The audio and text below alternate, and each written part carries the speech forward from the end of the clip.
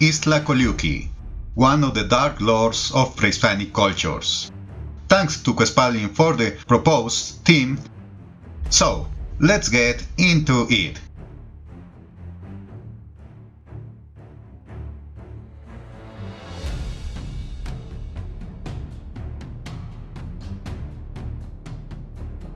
Iztlacoliuhqui and Ixquimili are words that gave a name to the character in our video. He is better known as Tezcatlipoca. Iztlacoliuhqui is the unfolding of one of the many forms in which it was believed Tezcatlipoca could appear. And to demonstrate, let's study its representations and origin, which is obsidian. This is a volcanic glass that was lava generated by volcanic explosions and later cooled. In their worldview, it had as its main symbol the obsidian mirror, where that mirror was used by Tezcatlipoca to see inside men. But obsidian also distinguished Iztlacoliuhqui, because we see the black color of obsidian on his face and in this kind of hat. And why obsidian in both? Because there was an association of black obsidian also with the night, where the black color represents the hidden, the mysterious, divination, and magic, issues that the Lord of the Night valued. And of course, there is evidence in both characters of the existence of obsidian.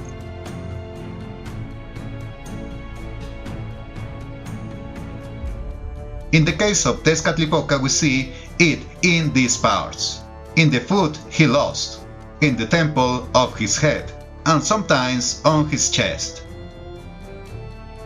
and in Iztlacoliuhqui on his face and head.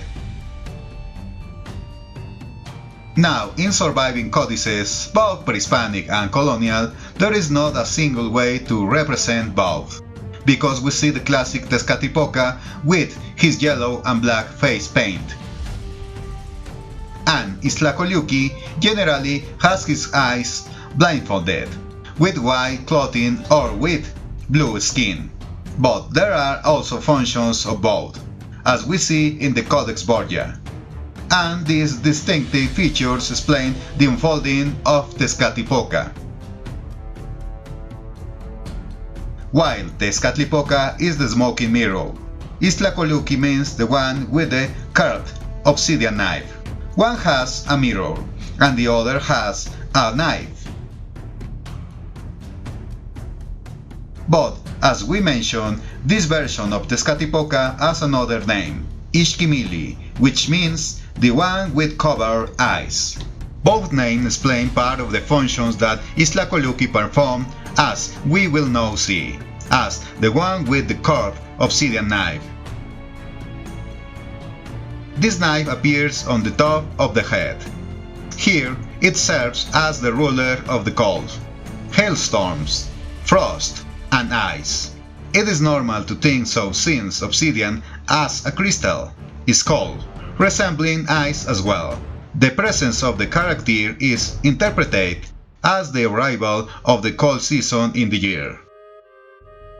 Its curved shape also represents the mountains themselves, but in the winter season, where they are covered in snow and strong winds seem to comb the mountains. However, from this AC aspect, misery also arises, especially for humans, as this character is also the lord of misery. Frost and hails can destroy crops, and if crops are destroyed, it can lead to hunger and death. This icy aspect, inspired by snowy mountains, is represented by his cotton clothing and paper, which they use to dress their images.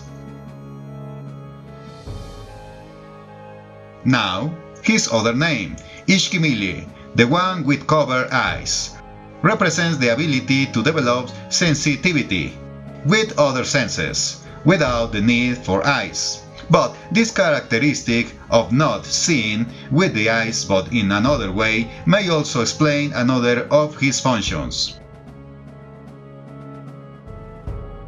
He also serves as a judge, akin to the Greek goddess Themis, who is also depicted with blindfolded eyes. This blindness allows for impartial judgment, a distinctive feature of Tezcatlipoca.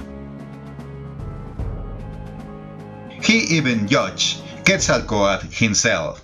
As a judge, he also acts as the executor of men, imposing regards or punishments.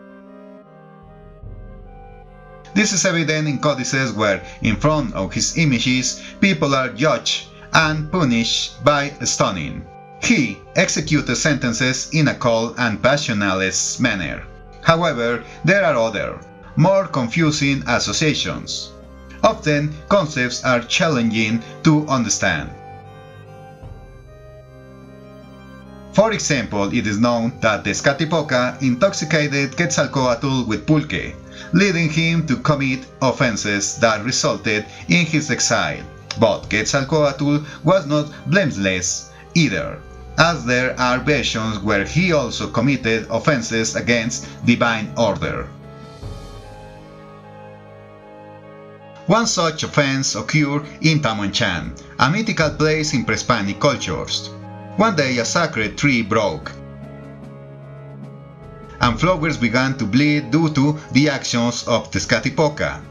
An interpretation of this bleeding tree perhaps alludes to the loss of virginity of some female deities with the bleeding. Tezcatlipoca seduced deities in that place, leading Tonacatecutli and Tonacatecigua to expel several deities from Tamuanchan. As is often the case, this sexual relationship bore fruit, giving birth to Xinteotl and Itztlacoliuhqui, who, in physical aspects, would represent corn and Venus.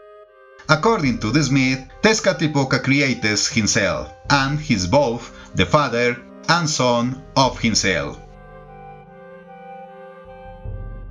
As a punishment, the Tezcatlipoca and his son are born with Itztlacoliuhqui being blind, but also becoming the planet Venus. Many authors related all of this to sin, referring to Itztlacoliuhqui as associated with sin. Although I prefer not to use that word, as it has European origins. In his case, let's talk about sexual transgressions, which, according to myths, he indeed committed. Therefore, the unfolding of Tezcatlipoca is also a transgressor. He received his punishment by being blinded. However, having experienced and committed transgressions, this would allow him to understand human nature, since he, too, was a transgressor. Thus, he would have first-hand knowledge to see beyond without the need to see with eyes and punish humans. Perhaps that's why, in the Nahuatl count, one of the trecenas of the Tonalpohualli, the secret 260-day calendar, is ruled by Itztlacoliuhqui. This trecena is that of the lizard, a day sign that carries much sexual symbolism according to their beliefs. The lizard is a hairless and naked animal, as it sometimes appears in representations. This nudity is also seen as a sort of punishment for sexual offenses. Despite these behaviors, Itztlacoliuhqui was very recurrent. Not only did he commit sexual acts in Tamuanchan, but also in Tolan, where he seduced the daughter of Huemag, the ruler of Tolan. This led to the downfall of the city due to this transgression, which involved pulque as well. Associated with pulque and the moon, sometimes Itztlacoliuhqui has a lunar nose ornament that was precisely related to pulque. All these intoxicating aspects are associated with Venus. While we now know Venus is a planet, back then it was, though to be a wandering star due to its orbits around the Sun, unlike fixed stars that were considered suns. Therefore, Itztlacoliuhqui Venus moved erratically in the sky, like a celestial drunk. This association was also mentioned in another myth.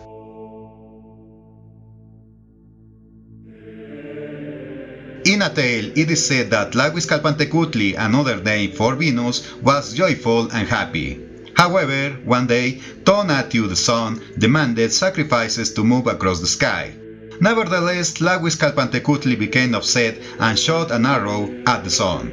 The arrow did not reach its target, and in response, the sun shot another arrow at Tezcatlipoca, piercing his head. At that moment, Tezcatlipoca was sent to the underworld, transforming into obsidian and ice, giving birth to Itztlacoliuhqui.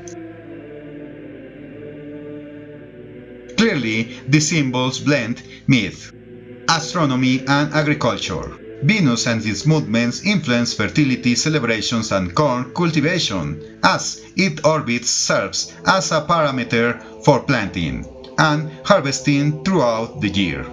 Hence, it is also said that in Tamonchan or Tezcatlipoca, Itztlacoliuhqui was the father of Sinteotl, the father of corn.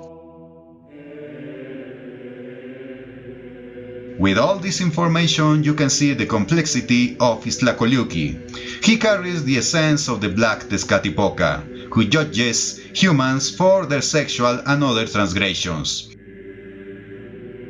delivering punishments ranging from physical penalties to death or the destruction of crops due to cold, snow and hail. Itztlacoliuhqui is a character that represents introspection. With closed eyes, but was also punished for committed offenses. Initially an offender, he later became a judge, creating himself to perform other natural functions in the Nahua imagination. According to some myths, he gave life to corn and the planet Venus. In Itztlacoliuhqui, we find a clear example of the complexity and richness of the Anahuac worldview.